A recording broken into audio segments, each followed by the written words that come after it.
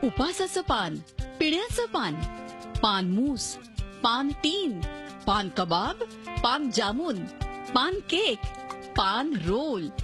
कोल्हापूरच्या घळसासी कुटुंबातल्या नव्या पिढीच्या सुनांनी पानाच्या एक नव्हे दोन नव्हे तब्बल 400 व्हेरायटीज तयार केल्यात. सुग्रास जेवणानंतर विडा खाणं ही भारताची परंपरा आता जगभरात पोहोचली आहे. विड्याची हीच महती ओळखून कविता आणि ज्ञानेश्वरी घळसासींनी परंपरागत विड्याचा मॉडर्न अवतार आणलाय. या दोघी लग्न होऊन सासरी आल्या तेव्हा त्यांच्या सासूबाई छोट्या मोठ्या समारंभासाठी पानाच्या ऑर्डर्स घेत असत. दोन्ही सुनांनी आपल्या सासूकडून ही कला आत्मसात केली आणि मग काय व्यवसाय अगदी जोरात पुढे जाऊ लागला. जेव्हा मी पानं शिकले त्यावेळेला ऑर्डर अशा काही मोठ्या येत नव्हत्या. मी थोड्या थोड्या म्हणजे कुणाचा वाढदिवस आहे, कुणाचा हळदी कुंकू आहे, कुणाचं आणि कसली पार्टी आहे काय अशा तर्फे 25-30 अशी ऑर्डर घेत गेले माझी मी. आणि आता ते पुढे जाऊन हजारोंच्या ह्याच्यात गेलेला आहे तो आकडा पूर्णपणे. आणि आता बाहेरून आम्हाला खूप ऑर्डर्स आहेत म्हणजे गोवा, पुणे, मुंबई अशा ठिकाणाहून खूप मोठ्या प्रमाणात ऑर्डर आता आम्हाला सुरू झालेल्या आहेत. आज घळसासींचं घर पानाची प्रयोगशाळा बनलाय. प्रत्येक संकल्पना ही युनिक असावी हा त्यांचा आग्रह आजही कायम आहे. या जोरावर कोल्हापूरसह पुणे, मुंबई आणि गोवा इथून त्यांना पानाच्या मोठ्या ऑर्डर्स येऊ लागल्या. दररोज किमान 2000 पानं तयार करून पार्सलची सोयही केली जाते. या व्यवसायाच्या वाढीसाठी त्यांनी सोशल मीडियाचाही प्रभावी वापर केलाय.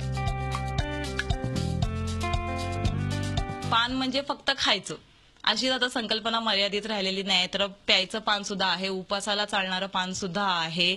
आणि आपल्या केक मध्ये जो प्रकार मिळतो चॉकलेट मूस म्हणून असतो तो सुद्धा आम्ही पानात काढलेला आहे, पान मूस म्हणून. ते तुम्ही चमच्यानी खाऊ शकता. आणि लहान मुलांना चॉकलेट हे खूप आवडतं, त्याच्यामुळे आम्ही चॉकलेट पानामध्ये भरपूर व्हरायटी काढलेल्या आहेत. त्याच्यामुळे लहानांपासून मोठ्यापर्यंत भरपूर प्रत्येक व्यक्ती हे पान खाऊ शकते. आता आपल्या हल्ली जे सुरू आहे व्हॉट्सअप आणि फेसबुक ह्याचा आम्ही वापर करतोच आणि आम्हाला ऑर्डर ज्या येतात त्या SMS द्वारेच आमच्या कन्फर्म होतात. 1972 साली पानाच्या छोट्याशा टपरीपासून सुरुवात करून विनायक घळसासी यांनी राजाबाळ पान हा आपला पानाचा ब्रँड कोल्हापूरकरांसाठी तयार केला. त्यांचा हाच वारसा पुढे त्यांची मुलं चालवत असली तरी त्यांच्या सुनांनी आपल्या परंपरागत व्यवसायाला नाविन्यतेच्या जोरावर यशस्वी बनवल्याचं समाधान सासरे विनायक घळसासी व्यक्त करतात. पूर्वीची जी पान संकल्पना होती ते साधं मसाला पान, साधं पान असं होतं. आता यांनी याच्यामध्ये नवीन नवीन व्हरायटी आणलेल्या आहेत.